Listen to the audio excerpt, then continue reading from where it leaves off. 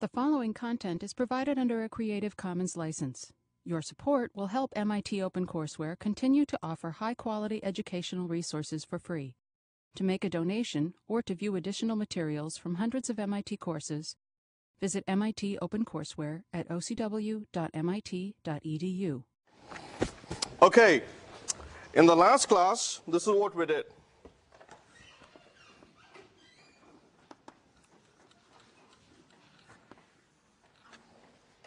First, we did torque. We defined torque. And torque of a force on a particle, don't look at that, look at this.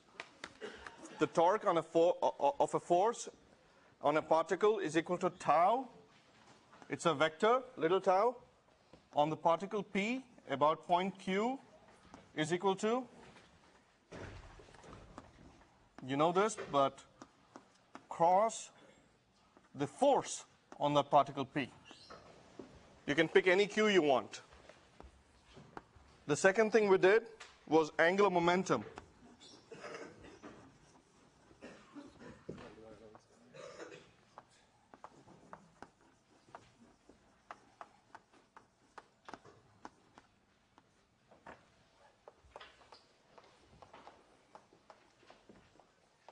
Thanks, Sanjay. Okay, the second thing, that's just recreating stuff we did in the last class. Don't worry, I just wanted to save some time. I want to give you some context. Don't worry about it. We'll get there. Okay, angular momentum, we defined it as, we called it A with respect to frame A.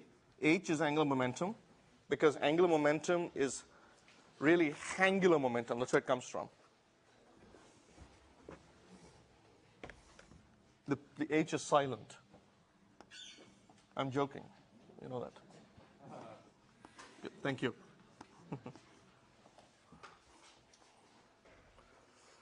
Is equal to R QP cross A P of P. Right? So all this is, for a particle, this is O, this is Q is the reference point. This is the particle P, right? And there's a force on it. Right? This is for that situation. Little p, of course, is the momentum, linear momentum. Take the cross product with R, you get angular momentum. And then finally, we said that torque, kind of the equivalent of F is equal to ma for rotation, is this. Torque P over Q, sorry, P with respect to Q is equal to A d by dt A angular momentum, right? The rate of change of angular momentum. Is that strictly correct? Is that correct?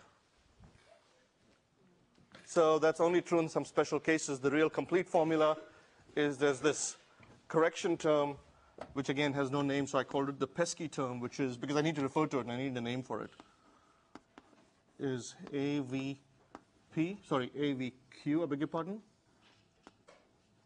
cross APP.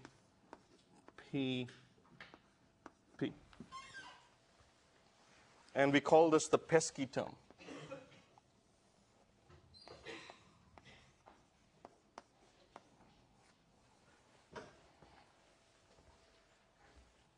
Okay, so that's the three things we did yesterday. I mean, in the last class.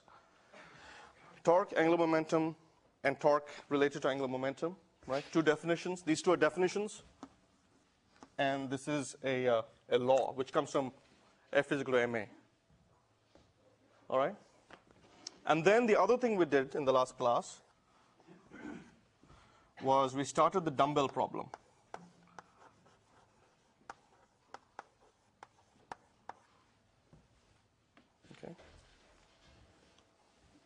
Now, all this was for a single point. No rigid bodies, a single particle, right, which is a point mass. The dumbbell problem was 2 point masses connected with a link. Remember that?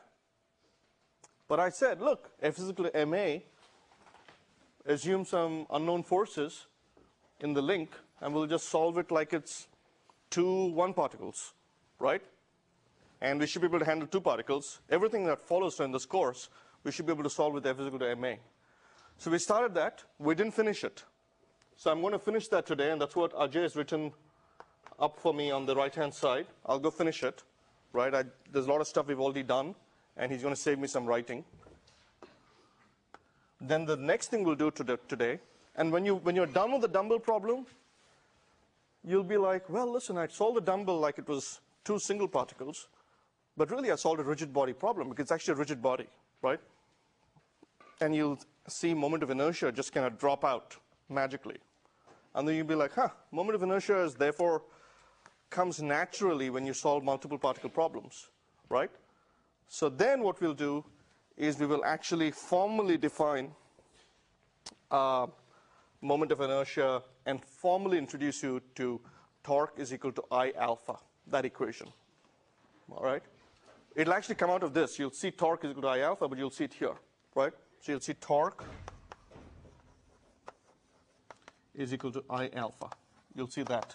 So that's kind of what we're going to do today. Any questions? Okay. So if you remember the dumbbell problem, what we had was a dumbbell which is 2 point masses, right? And we applied two forces, Fp and Fq. They're unequal forces, but just to make the math easy, we made them parallel. I don't care. It really doesn't matter. You can solve the problem anyway. Okay? And we said that the reference frame A is inertial, right? The origin is O. We call the center of the two dumbbells C, of the two, point masses, right? The center of the dumbbell C. This is Q and that is P. We pick these non-standard coordinates because they are convenient. They're minimal, right? Because this thing has 3 degrees of freedom. And now you can take these two lengths and we picked theta as the other non-standard coordinate. Yep. Oh, you missed P and Q? Yeah. You sure? Yeah, everything is fine. Okay. Okay.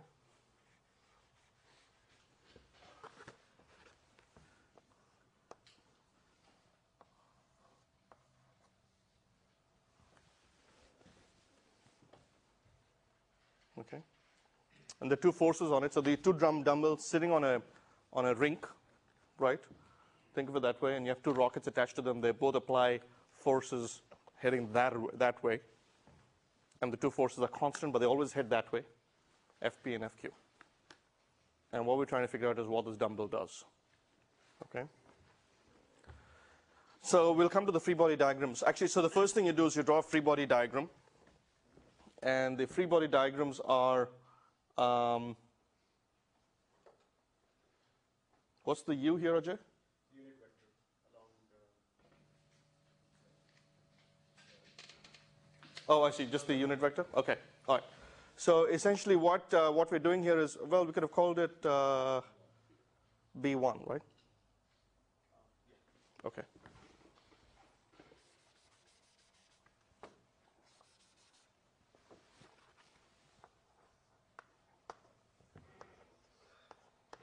Okay. So we can take each point mass. This point mass has only two forces on it. One force is this F, and the other is a kind of a tension in the rod, right? We'll come to that in a second. This point mass has the force Fp, and it has a tension in the rod this way, right? Yes? Why is the tension along the rod? Anyone? Anybody?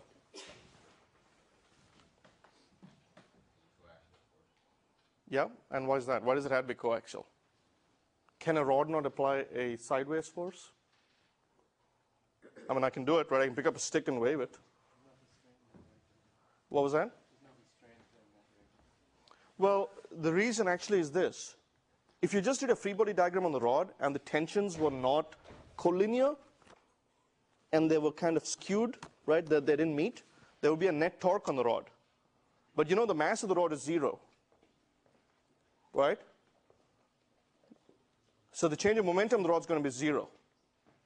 Change of angular momentum. So the net torque must be 0. Get it? The angular momentum of the torque is 0 forevermore. So the rate of change of angular momentum is 0, right? And torque is equal to I alpha plus, even if you take all this, the right-hand side is going to be 0. So the torque's got to be 0, which means the tension forces have to be collinear.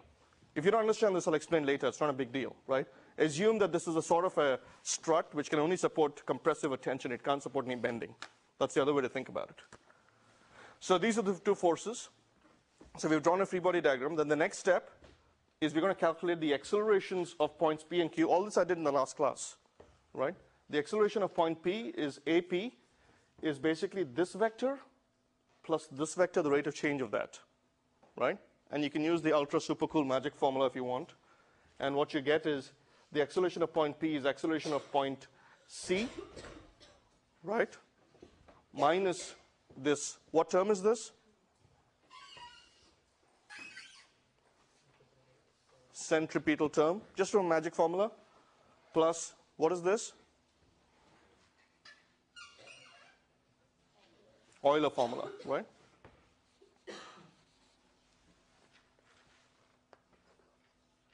This is R. I'm just writing in my handwriting, right? And then AQ, same thing, right? So we know the accelerations of the two endpoints, right? I'm going to stop here because I see some quizzical faces. Everyone good with this? Copacetic with this?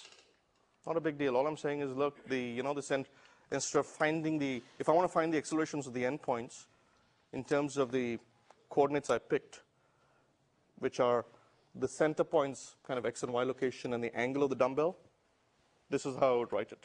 Andrew, everyone, good? Go ahead. See, I knew.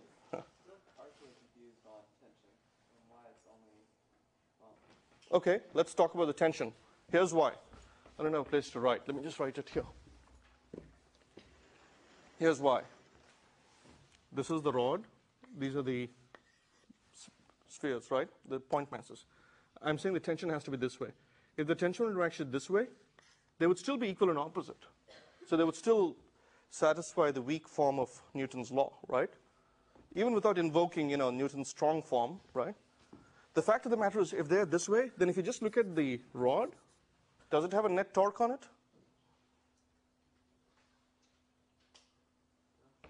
Think about it. If I take, let's say, torques around this point, the center of mass, just the rod.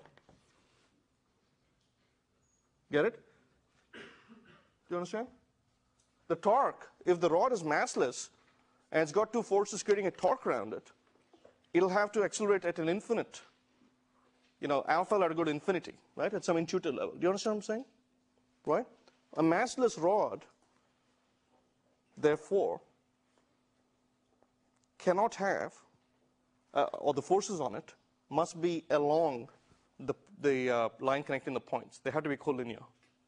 Get it? Okay? Anyone not get this? I can say it again. Okay? Andrew, you okay with that? Right?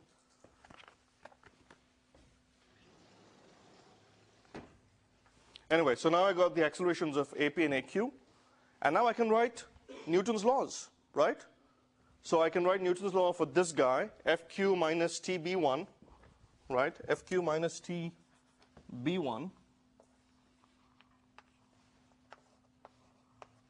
FQ minus TB1 is equal to mass times acceleration of particle Q. FP plus TB1 is mass times acceleration of point P. Good? I actually have, this is actually very simple. I mean, sometimes I'm saying things so simply that you might get confused. Any questions from anyone? You can stop me here if you want.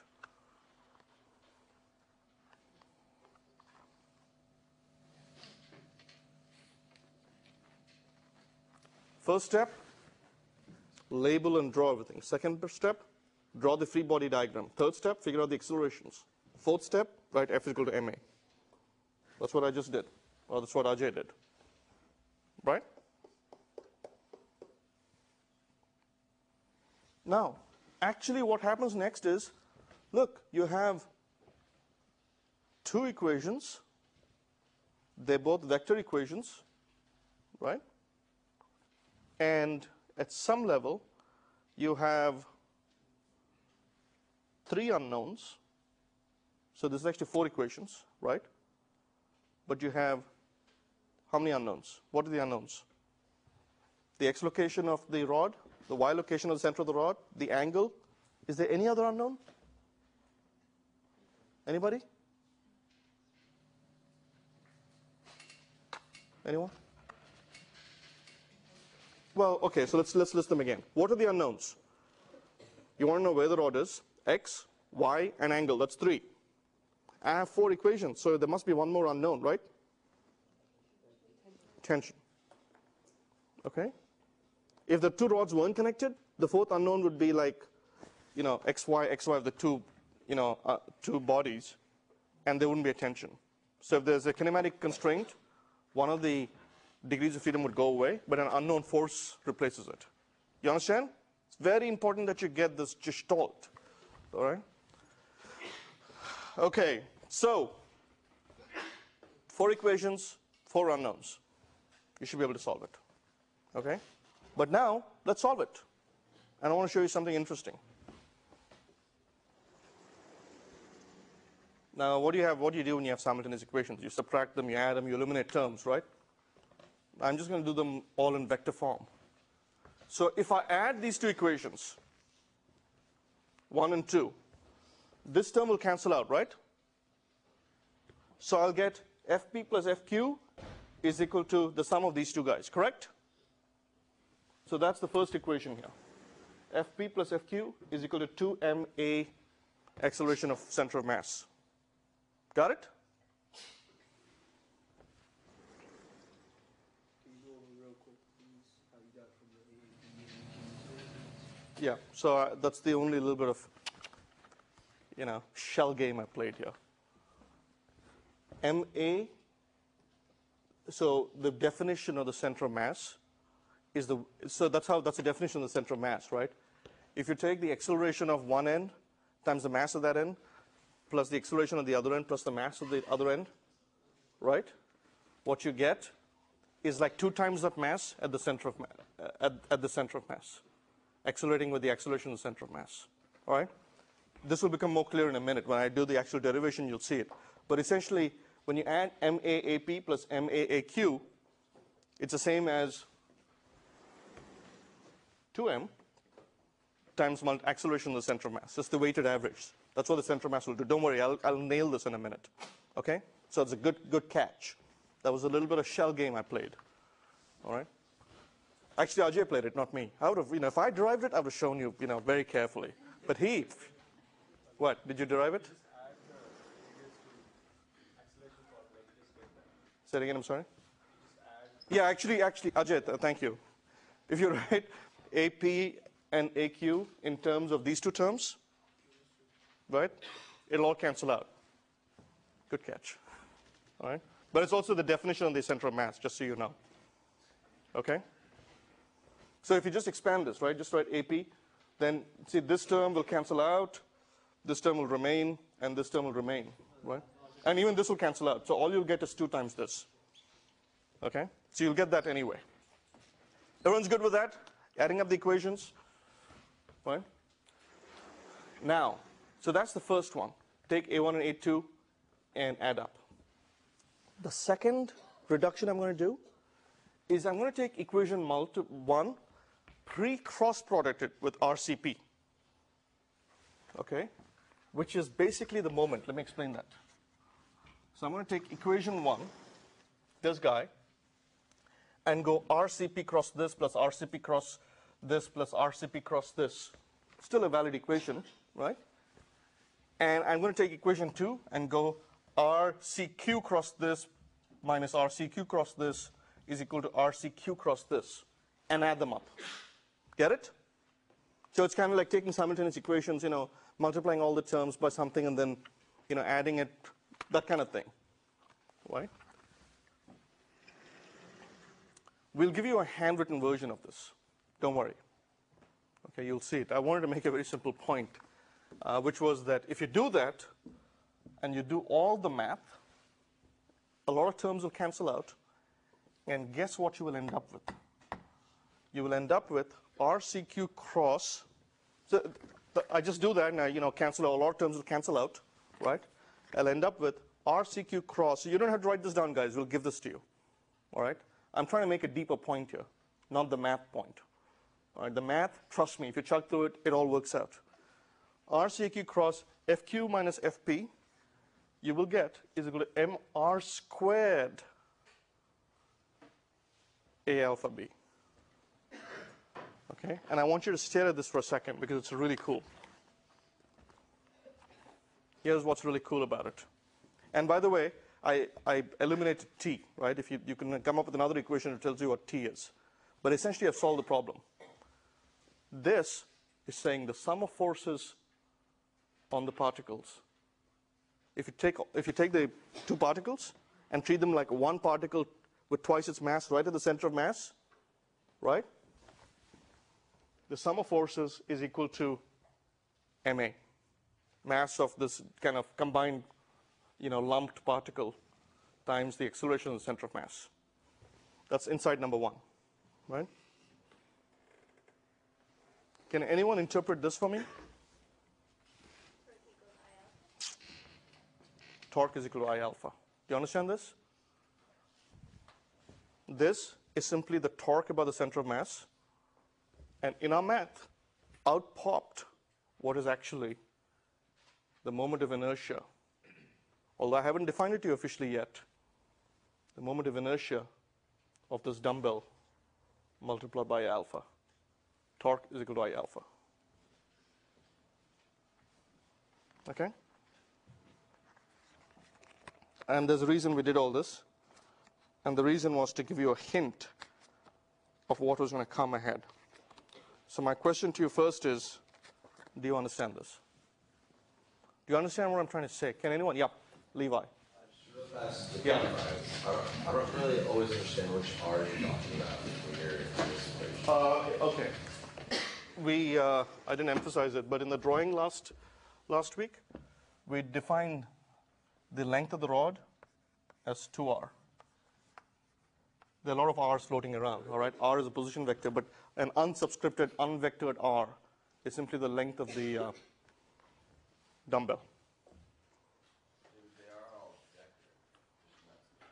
Say it again? So they're all, you said an unsubscripted, unvectored R, but they're all vectors. No. Maybe we shouldn't have used R. Maybe we should have called this L. Get it? Just this length of the dumbbell. Then this would have been, this would have been 2mL squared A alpha B. Okay. Got it? It's just another. It's just it's the length of the rod. Okay. It's 2R, right? That's, you think of it as 2L. Then this would be 2mL squared A alpha B. You understand? Yeah. Okay. Someone else had a question. Yeah. Did you have a question? Anybody else? Look, here's what I was trying to say. You understand F is equal to ma for particles, right? Totally get it? Here's the deal, guys. If you have multiple particle systems, for example, a two-particle system, where the two particles are rigidly attached, you can apply F is equal to ma to each particle and assume an unknown force and just solve it. That's completely correct. We just did it. Completely correct. When you do it, what you'll find is when you solve all the equations, they will reduce to a very interesting form, which is F is equal to ma for the center of mass, and this funky new term that keeps cropping up, which we've kind of already defined, which is this thing, which is actually the torque, times I, this kind of mr squared kind of term, 2mr squared, alpha. And this will keep cropping up. If you had 3 particles, you would get the same thing. If you had 4 particles, you get the same thing. 300 million particles, a lot of equations, you would still end up with the same thing. Got it? So why not we just derive the same thing once and for all, and we can show that tau is equal to I alpha around the center of mass. And then every time we see a rigid body, we can just use that directly. Get it? But there's nothing new in here. All I'm saying, nothing shocking in what I'm doing. I'm just going to derive this for an infinite or any number of particle system. I'm going to show that torque is equal to I alpha. But you can see from a two-particle system, you can show torque is equal to I alpha. Get it? No, yes, maybe. It's good? Okay. That was the objective of this exercise, was to just give you that taste of what we're going to do next. So what we're going to do next is we're going to take millions of particles, right, and do the same thing, except we'll do it in a kind of a generalized format, and that's called a derivation, and the output's going to be that same result, but in a generalized way, and it's a general formula, okay? Oops. Huh?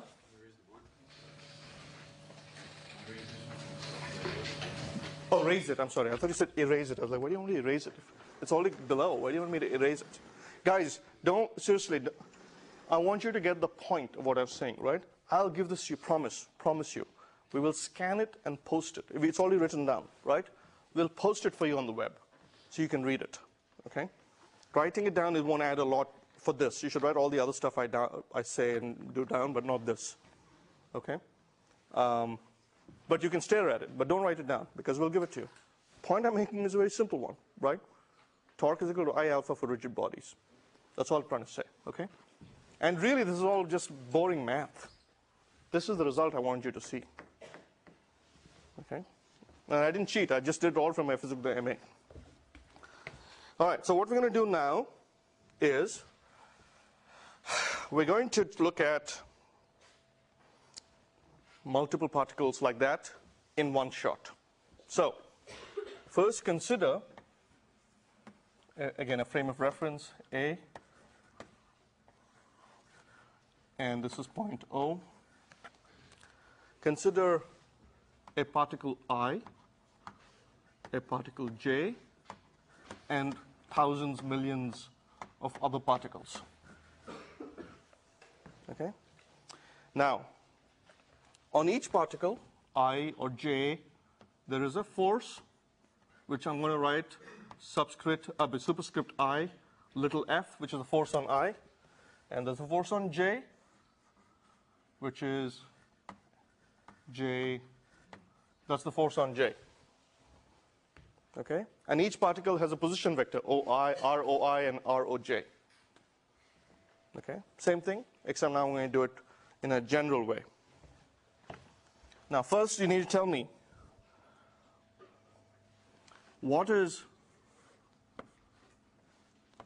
how is Fi related to the acceleration of particle I? Anybody?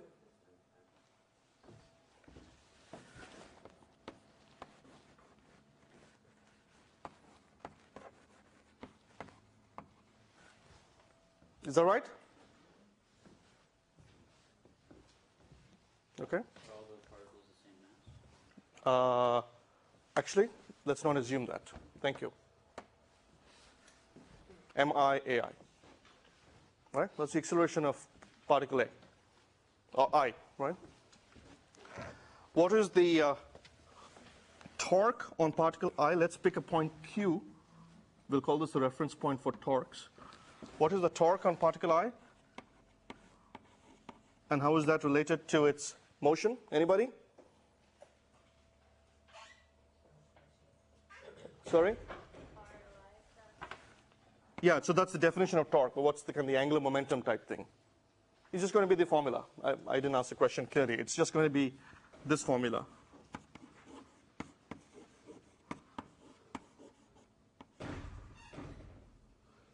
Sorry.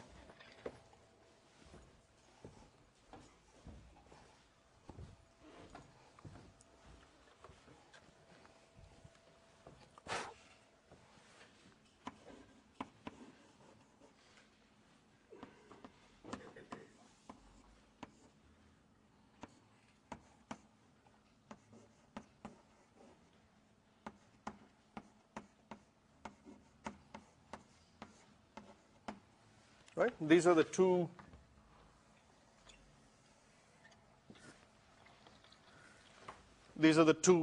statements we can make about those two particles. Right? Yes? Okay. Now, What happens when you have multiple particles? I, j, k, 1 to 300 million, n. How do those equations work? Look at these two. Look what happened here. What happens when you have multiple particles? Anybody?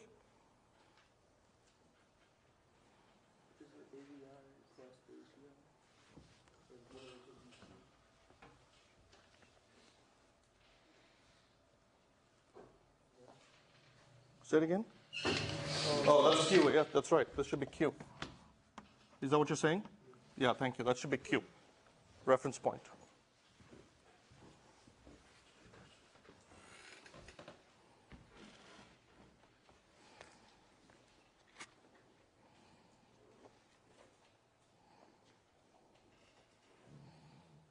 Now, what happens in the multiple points? Take a guess. What's the equation we're going to look at for multiple points? Anybody? Same. It's going to look the same. Now, by the way, I'm going to call this entire set of points, all of them, I'm going to call them the ensemble, E. So when I say E, I'm referring to the entire set of points because I need a term for it. All right? So here's what where we're going to end up. The total force on the ensemble, the total external force on the ensemble is equal to the mass of the ensemble, where the mass of the ensemble is sigma mi, so it's the sum of all the masses, times the acceleration of the ensemble. That's right, the center of mass of the ensemble. That's where we're going to end up. All right? The center of mass, and I'm going to write it like this. All right? Just right now for emphasis, I'm going to say the center of mass of that ensemble. When I say C subscript E, it's the center of mass of that ensemble.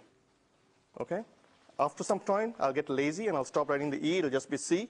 When you see a C, assume it's the center of mass of the ensemble. But I'll try and keep it up as long as I can. And you know what else we're going to find?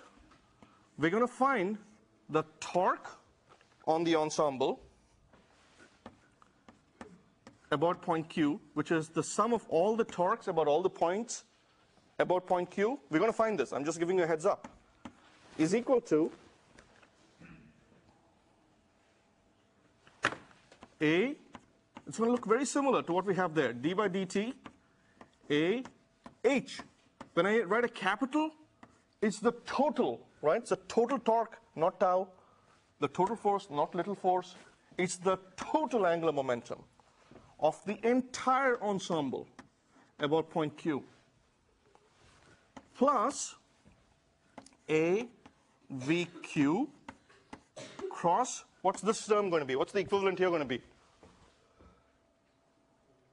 Say it again.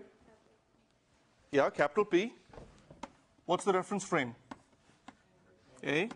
And what is it the linear momentum of? The center of mass of the ensemble. Now, as it turns out, in this one case, the center of mass of the momentum of the center of mass of the ensemble is the same as the total momentum of the ensemble. Got it? So this is simply going to be this. Okay? So this is what we're going to do. This is what you've seen. This is where we're going to go to. And then, by the way, we will show that under certain circumstances, this reduces to I alpha. And really, these are the two equations we seek, these two.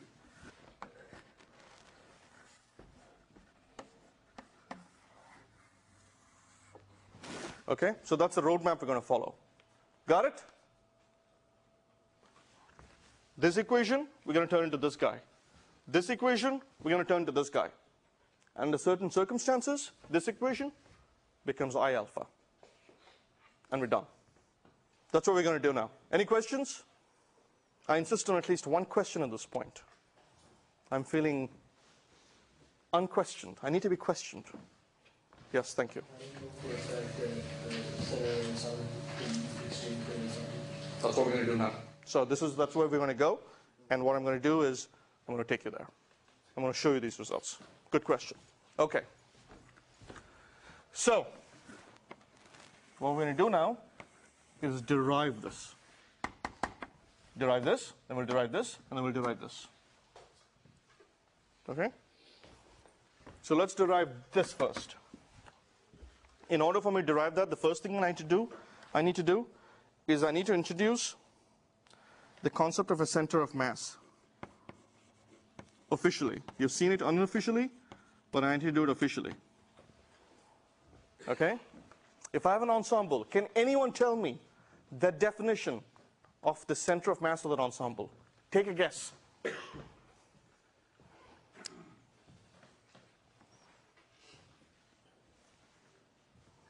I'll say it in English, and let's see if you can put it in formulae. It is the weighted average, mass weighted average, of the position vectors of all the individual particles. Right? Does that make sense in English?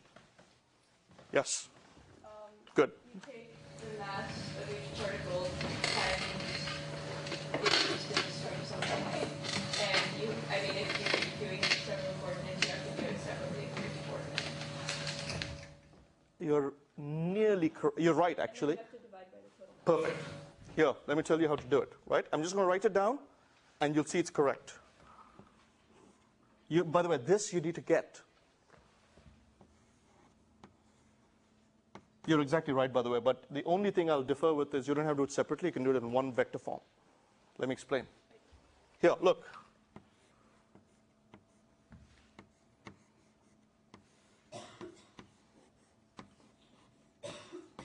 This, folks, is the center of mass.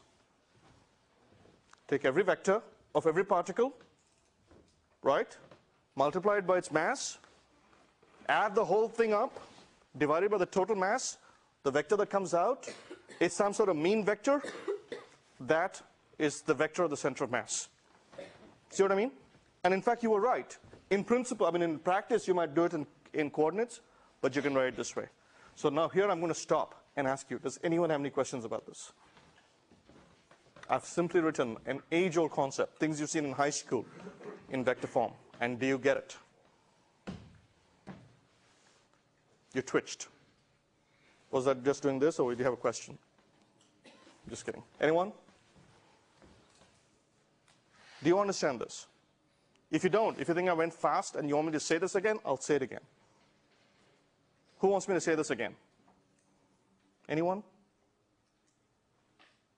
Okay. That is the center of mass. It is, again, take every vector, every position vector, multiply by the mass of that particle, add up all this ensemble, position vectors weighted, and divide it by the total mass. Boom. It's the average position vector. Got it? Okay. Now,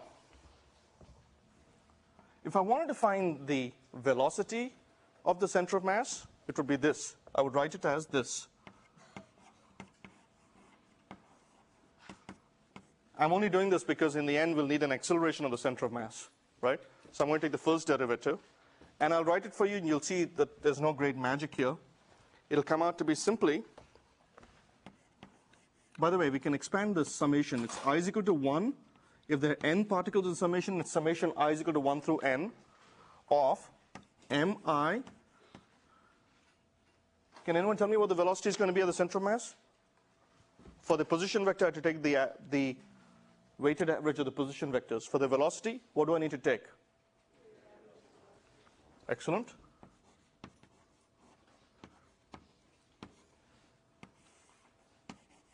I'm going to replace this ensemble summation with just this term, which means the mass of the ensemble.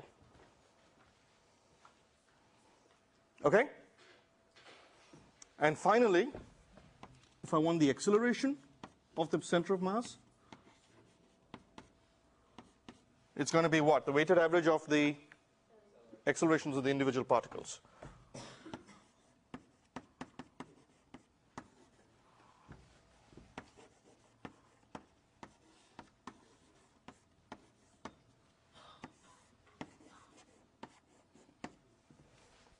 Make sense?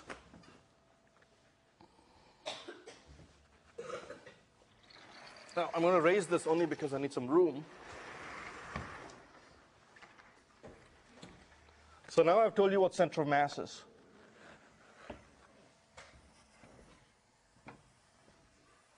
Ajay, can you publish the handwritten dumbbell problem? If you can just scan your notes. Thanks. All right, that's the center of mass stuff. Okay, now you understand center of mass. I remember when someone asked me, where that A acceleration C came from, right? There were two ways to do it. The Ajay way, which is to expand it and just show that it comes out to be that. But my explanation was actually, I was kind of alluding to this. You understand? Okay. Now, let's take this guy and sum it for the entire ensemble of particles. Okay?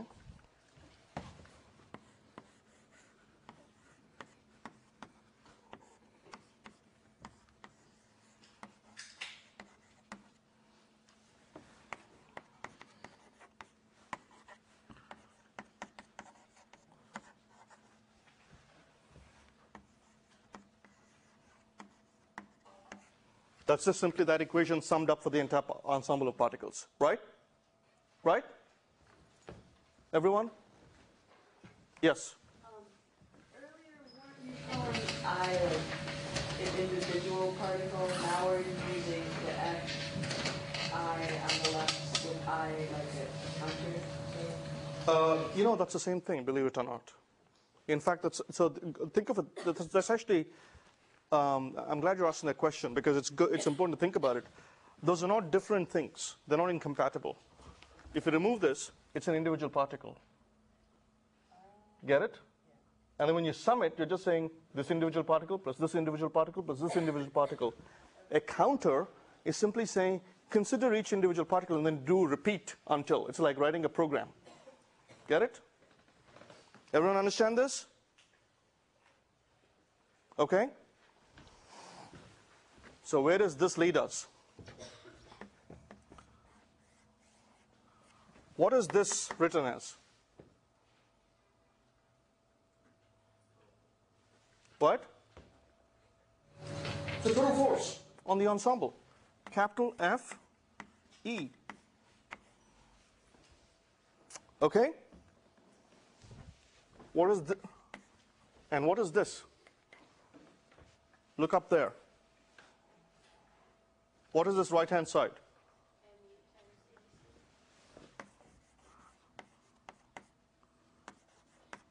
That's correct. So we have that first result.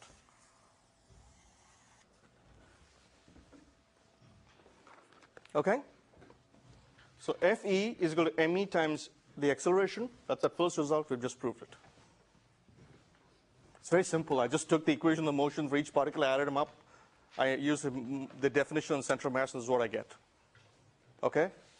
It's just a nice way to do that once and for all, and we're done. Two quick questions for you. First question, does this assume that the particles are connected or rigid? Did I make that assumption anywhere? I did not. That means that, in fact, I'm assuming these are like independent hockey pucks with rockets attached to them. Right? These are independent hockey pucks with rockets attached to them. I add up the forces of all the rockets. I take the total mass. I find the center of mass, and I go F is equal to ma. So I made no assumption that the particles are connected. Now, here's the tough question. If the particles were rigidly connected by massless struts, would this formula still hold? And this is actually a deep question. I won't do this in detail right now. You'll see the same question pop up later, so I'll give you the verbal answer right now, and I'll do it in more detail later. So my question to you, if the particles are rigidly connected by massless struts, would the formula still hold? Question mark. Yes or no? Or maybe? Or only on Tuesdays? Yes. And why is that? Anybody? Yeah, go ahead. Yeah. That's right. Look, if the particles are rigidly connected, there might be internal forces. For sure, in fact, there will be internal forces, right? But, what you give to one particle, you're going to add to the other particle. Get it? Remember how here it kept showing, these internal forces, when you add them, keep canceling out? These two canceled out? So even if it's rigid, that holds. But the beauty is, it also holds if the particles are unconnected. So it applies to multiple unconnected particles and it applies to a rigid body. Is everyone good with this? I'm not going to show you the internal forces canceling out. It's pretty obvious because you've kind of seen it here. Good? So we have just derived this guy. Done. Now I'm going to derive this guy, and then I will reduce it to this. That's the roadmap for the remaining 35 minutes. Okay?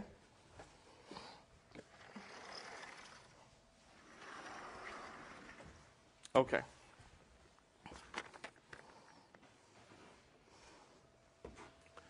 I'm going to keep referring to that diagram, all right? That picture there.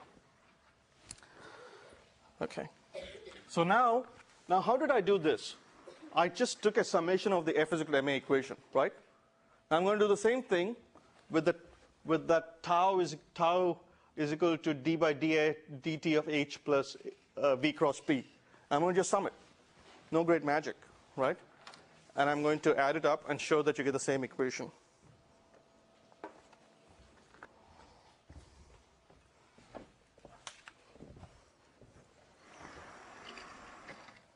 Okay. You know the reason we do derivations which are really boring? No, I said that wrong.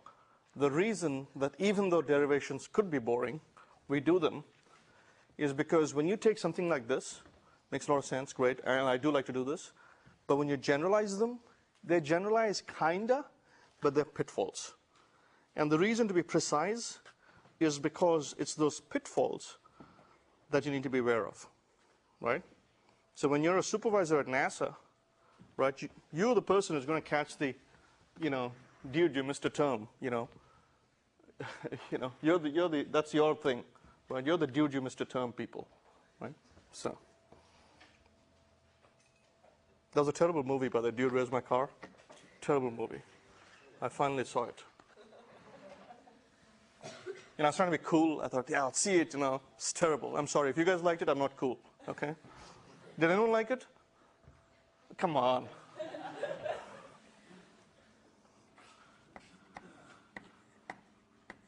And I had to detox. I went and watched a Monty Python, and I was like, oh, that's better. Okay. I know I just dated myself, but. Okay, so we know that I'm just rewriting that guy now, right? The torque, I'm actually just defining torque is equal to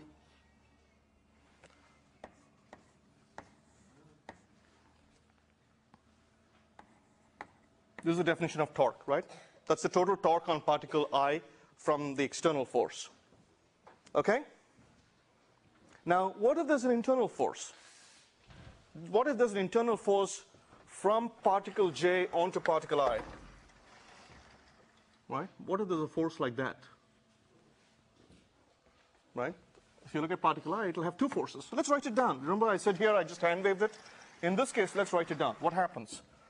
You will get another torque, which is,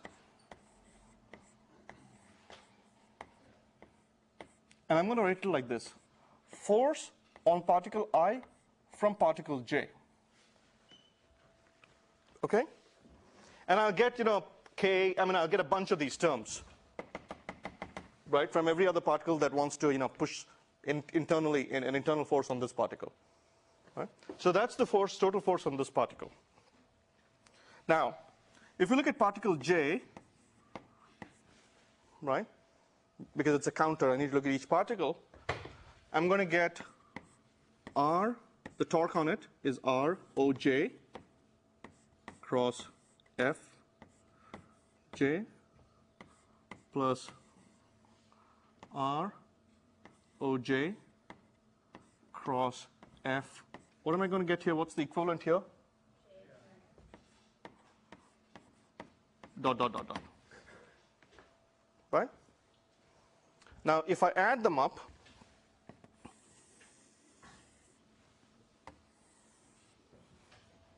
what do I get here? Sum of all the torques. Right? By the way, why does this cancel out? Oh, sorry. Sorry, we'll come back. So add them up. What do I get here? You said it right. Huh? Torque of the entire thing. And the way I'm defining that is T, capital T. It's the sum of the torques on the individual particles added up about reference point Q. All right? Excuse me. Torque on the ensemble about point Q, and I define it as sigma I is equal to 1 to n if the ensemble has n points, R OI cross Fi. And here's the deal. What is Fij? What's the relationship between Fij and Fji? So all these terms cancel out. All the internal terms cancel out. Get it? I mean, look, here's the deal.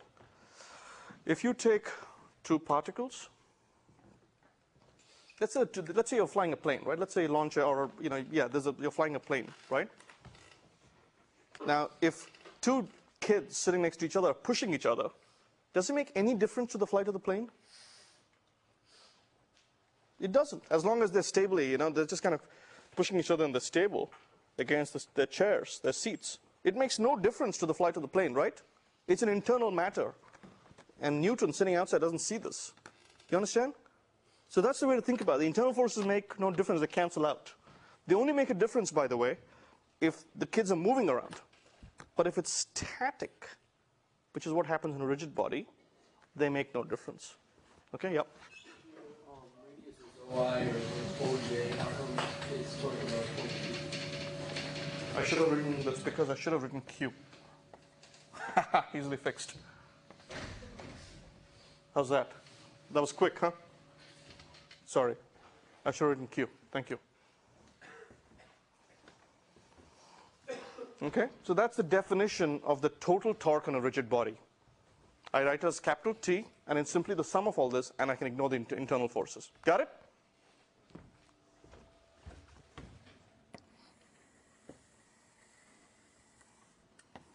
Okay, so that's the first result I want to show you in my trying to prove that other equation.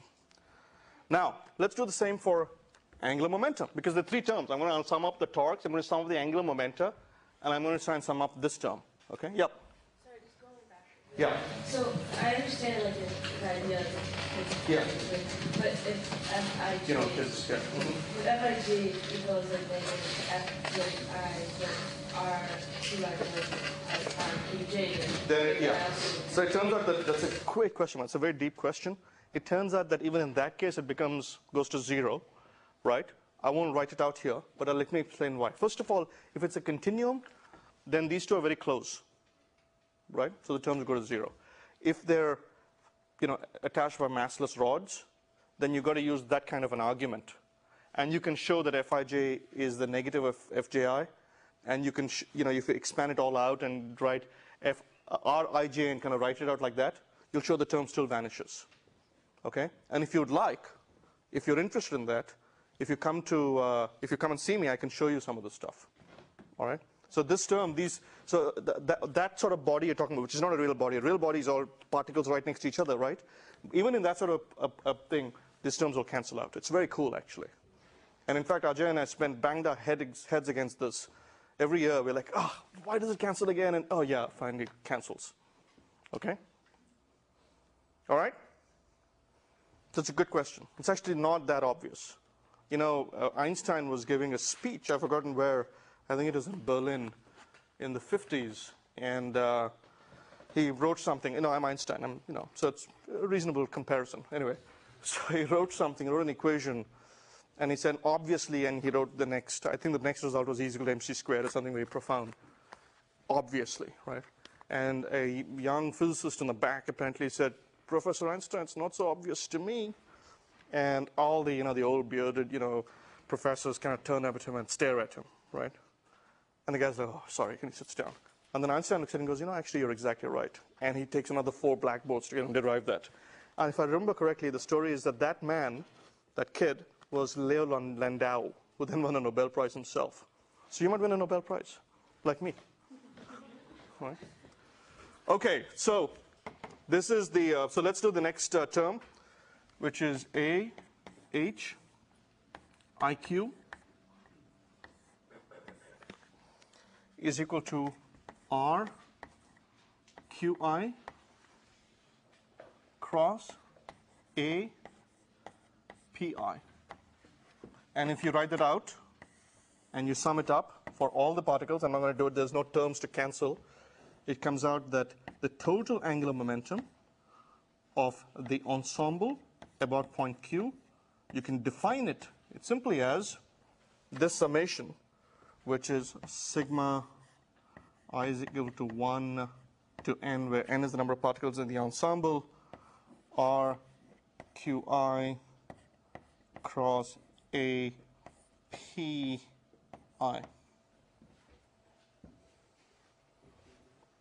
Did I miss something? EQ.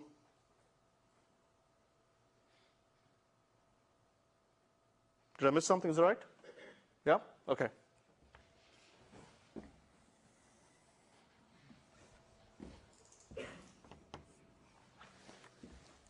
Okay, and then finally, let's plug this and this into that equation, and into actually that equation.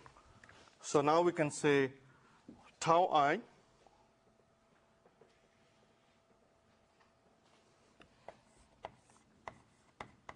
point Q is equal to, I'm just recreating that equation. I'm going to add it all up now that we've done the hard work.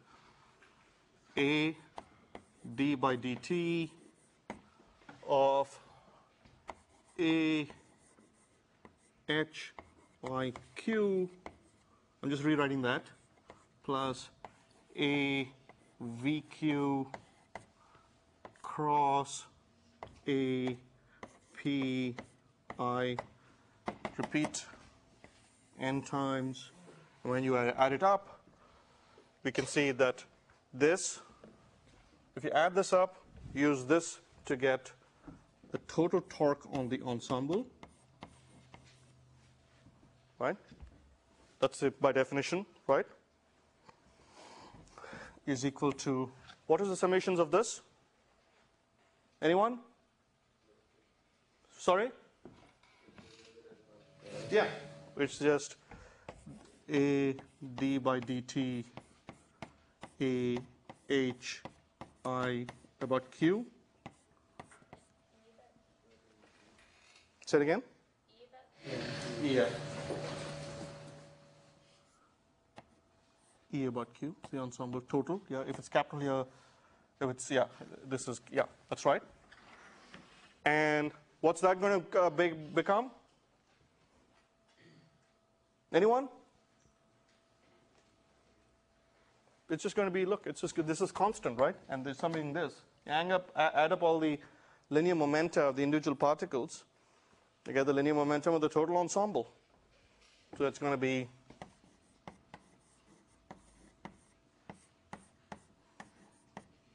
capital P, because it's an ensemble,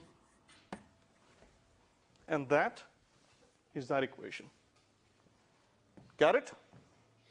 Just sum, it's done.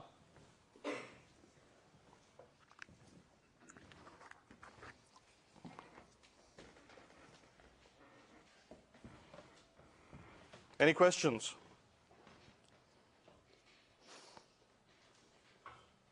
Okay.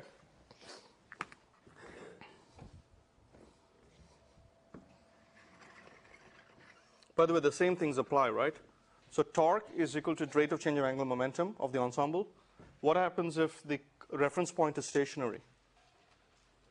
This term goes to 0, right?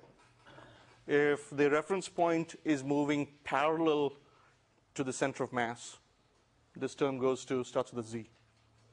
0, right? Same thing, right? Similar concepts, just added it up. All right. Okay, so now we have our second result. And now we're going to do the final thing vis-a-vis the dumbbell problem. We're going to show that under certain circumstances, this reduces to I alpha. Okay? And everyone remember moment of inertia? What's moment of inertia? Anyone? Definition, what it means, anything. Yep. Just intuitively, I think about it like how difficult it is. Yeah, it's how difficult it is to rotate something, right? And the basic insight is a mass that is twice the distance from you is 4 times more difficult to rotate. Square. It weights with the square. It's integral mr squared dr, right? And that's why we ended up with this mr squared here, right? If the dumbbell is half the length, that equation doesn't change, but it'll rotate 4 times as fast, right? So now let's do that final thing, which is going from here to introducing the concept of moment of inertia. Okay, and this is where, here be dragons. So you need to be careful because you cannot do that about any reference point. So only some reference points are valid. And that's the difference between you and a Harvard student, right? Okay, because you know that.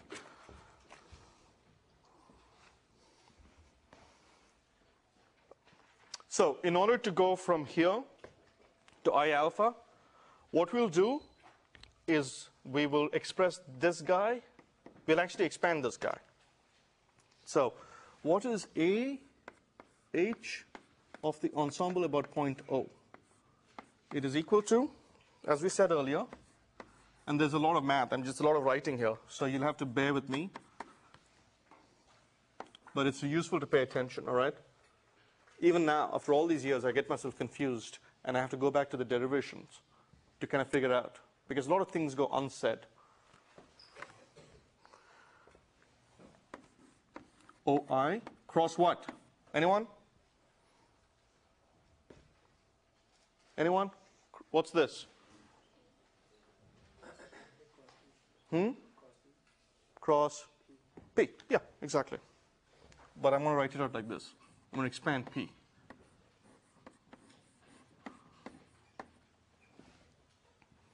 Right? Now, here's a very important thing. What did we do in the dumbbell? We took, if you remember correctly, we expressed the velocities of these particles not by themselves, but how? In terms of the velocity of the center of mass and a lever arm omega cross r, right? Right? Because we're trying to get that whole rotation thing into it. So we're going to do the same thing here.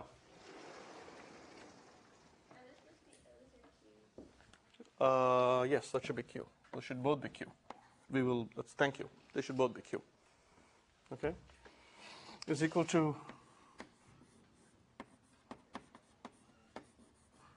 N. Now, the way we'll do it, so how do we break it up into, how do we rewrite this? Anyone? Just to keep you awake through a boring derivation? As I'm writing, can anyone figure this out?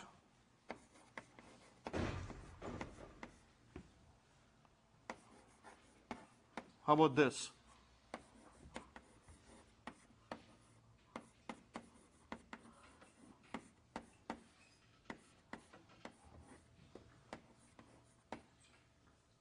Does this make sense? Say it again?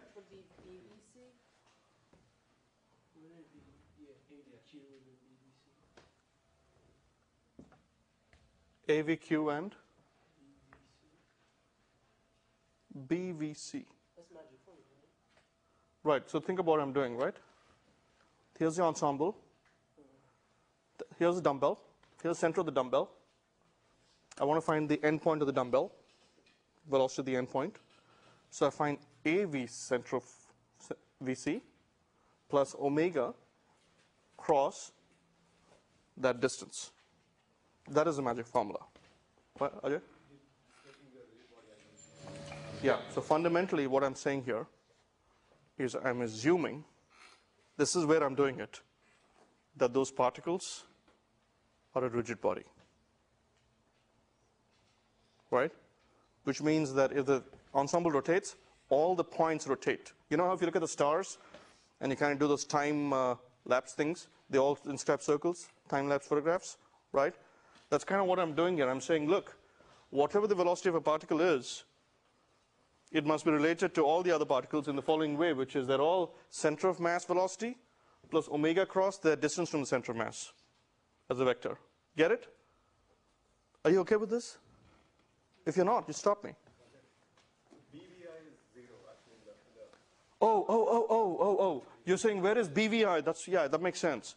BVI is 0 because it's not moving with respect to B. I'm not writing out the whole formula here, all right? If you wanted to use the entire formula, it would be, you're right. It would be A, V, C plus B, V, I plus A omega P, B cross R, right? BVI is 0. Thank you, Ajay. I think that's where you were going. Because it's rigid.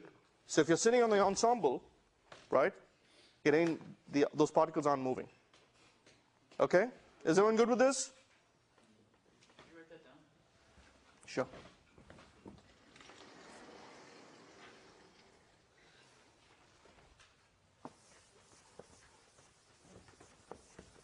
So if you call the ensemble a frame of reference E, then the kind of the velocity version of the super ultra magic formula would be A velocity of I is equal to A velocity of some reference point C plus B velocity of I plus A, actually we call B E, right? It's the ensemble, I'll just use E. Omega B, E cross R CI. You understand? So a space shuttle, right? A point on the space shuttle is E, endeavor, right? C is some point on it.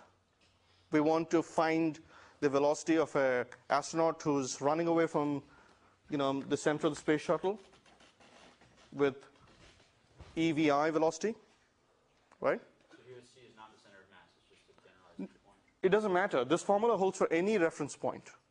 But as it happens, I'm going to do everything about center of mass of the space shuttle. This formula holds, right? But this term is going to vanish because it's a rigid body, right? With respect to center of mass, on a frame attached to the ensemble, the point I isn't moving. Get it? This term is not 0 because the whole ensemble is moving. And this term is not 0. Get it? Just using the super magic formula. Answer your question? Okay.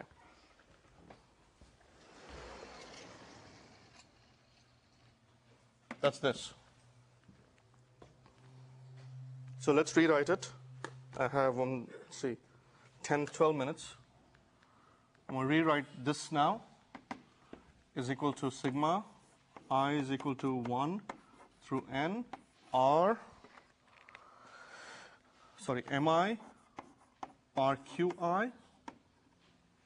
Just pull the M out. Cross, can you help me out here, folks? Just to be clear, the C is the center of, what do I get here?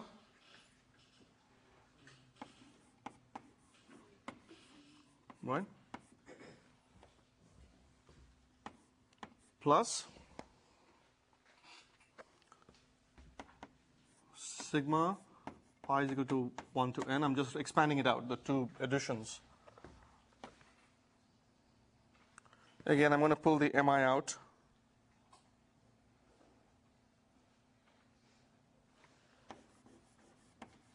Right? Sorry.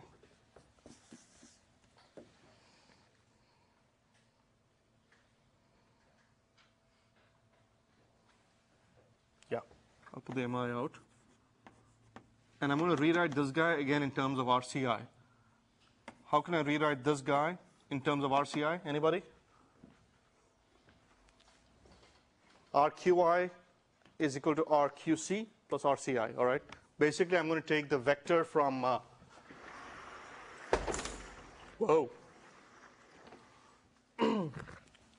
RQI is this vector, right? The center of mass is some point here, C. So I'm going to go this way. I want to express everything in terms of this guy. So this is equal to RQC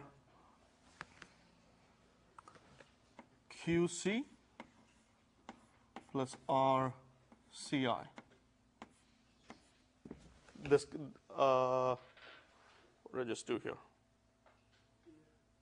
That's this guy. Okay? And then I have cross this term. I'll just summarize in a second, okay? here's what I did. First step, I wrote it, just the definition of AHQ, AHE by E around Q. Then I rewrote this, then I rewrote AVI in terms of the center of mass velocity and angular velocity. I took this term out here, and then the remaining, that's this term, I split it up this way. Just drudgery. Okay? It's just drudgery. I'm not doing anything particularly profound here. Just vectors, express a vector this way, that way, all right? And in some ways, you can't even see why I'm doing it until you get to the end point and you go, ah, or hopefully you'll go, ah, if you're not sleeping. All right. So this rewrites to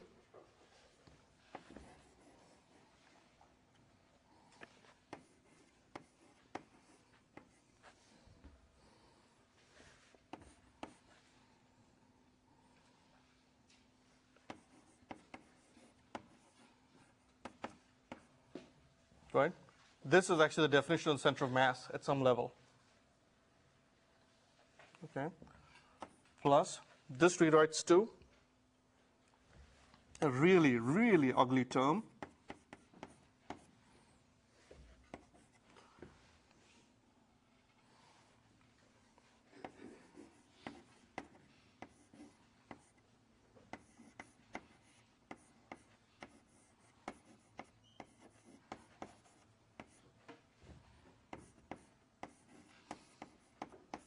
This term plus a term which will look ugly for a moment, but is actually very elegant.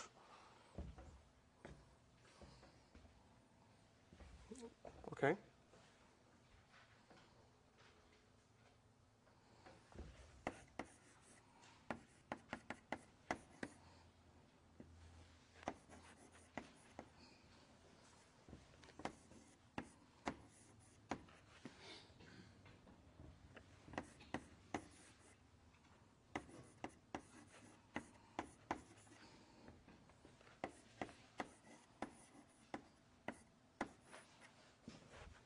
I've just expanded that out.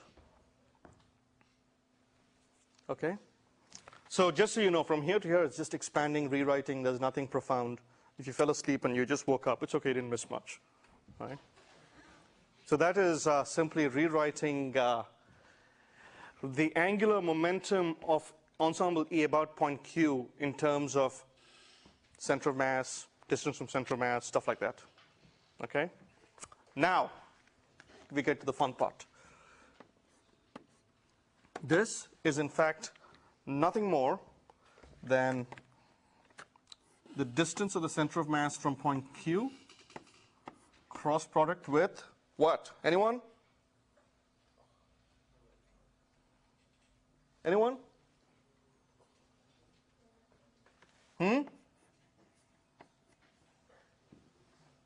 It's the angular, it's the linear momentum.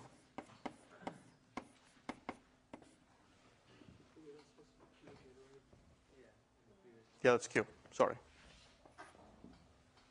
Okay. Now this guy, I'm not even going to bother to expand it because it's just a mess and there's no saving it. Right?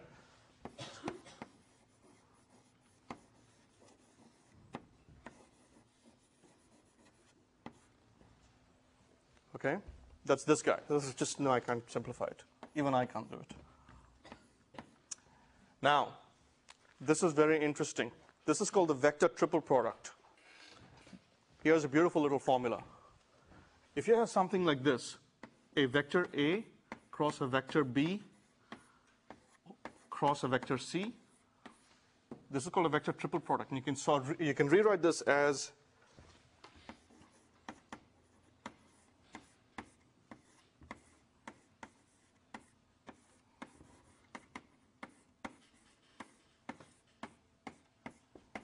Did you know that? Have you seen this before? It's a vector of identity. You've seen it in math. Trust me, you've forgotten. It's called the vector triple product. You can prove it easily. I'm not going to prove it. It's a well-known mathematical thing. We'll just call it here. So, with that, you can rewrite this. Okay? That's the vector triple product formula.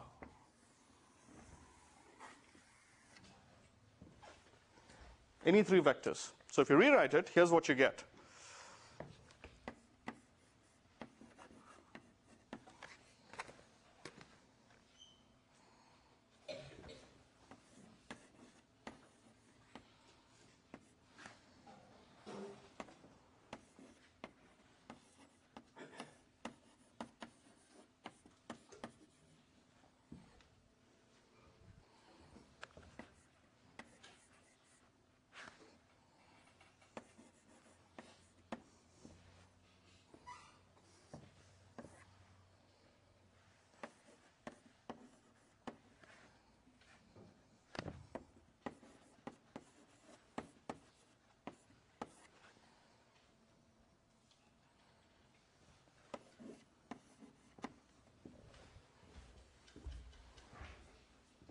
Okay?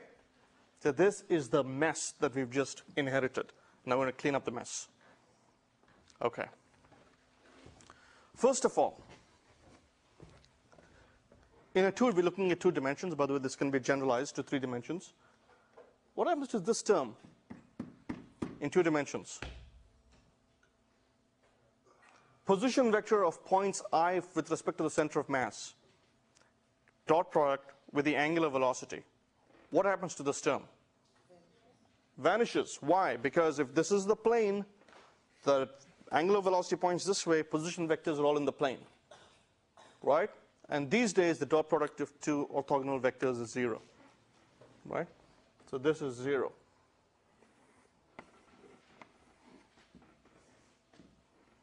Yep. Yeah. So this is, I use the scalar dot, the vector dot, triple product rule to rewrite this. This is our position vector of point I from the center of mass. It's in the plane of the blackboard. Angular velocity is outwards. Yeah. Does it matter that you have the order reversed for the law that you were doing height? Maybe I wrote it in the wrong order. It's fine. Okay. It doesn't matter only because it goes to 0, but it does matter in the sense that I screwed up. So in what way did I? What was the mistake? You say before when you had RCI cross A omega B cross RCI, you have your parentheses in the second part as opposed to the first 2. Good point. We'll have to check. Let me check. Okay, I don't want to, just because I'm running out of time. It turns out my answer is wrong, so I may have made 2 mistakes and cancel them out. Or maybe it doesn't matter. Ajay, can you just look at that? Yeah, we'll just confirm that. Thank you. All right. But the point is this term vanishes anyway, because it'll be a dot product. Anyone recognize this term? mr squared omega. So what is mr squared? I. Okay, so this is I in its primordial form. Anyone recognize this term? Yeah, it's a terrible term. This term, whatever, right? So the point I want to make is these guys only vanish under certain circumstances, and that's the pitfall you need to be aware of. All right? And for example, if Q, the point about which you're taking the angular momentum, is the same as the center of mass, this term vanishes, this term vanishes. Get it? Because this is our QC. Right? So if Q is the center of mass, then what we have just shown is A, H, ensemble about point or the center of mass is equal to I. That, in fact, my friends, is the definition of I. That is the definition of I. A omega B. Got it? And then, if that holds, and only if that holds, can you also say that the total torque on the ensemble, which is the rate of change of that, about point Q, is equal to what? Yeah.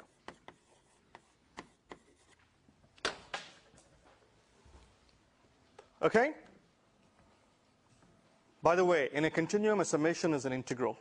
So when you do integrals, it's the same thing, but for very tiny particles, but in a continuum. So it would become and this will be done in recitation, it'll become dm, it's an integral, right? So the definition of moment of inertia is this guy. Okay? Yes, Sam. The same velocities, kind of like DC for the torque equation to work out. Because when you take the No, I can't hear you, Sam. Actually, why don't you do this? Why don't you stop, come over and ask me here. Okay? And then if I can't answer this question, I'll answer it. If I have to think about it, I'll answer it in class next week.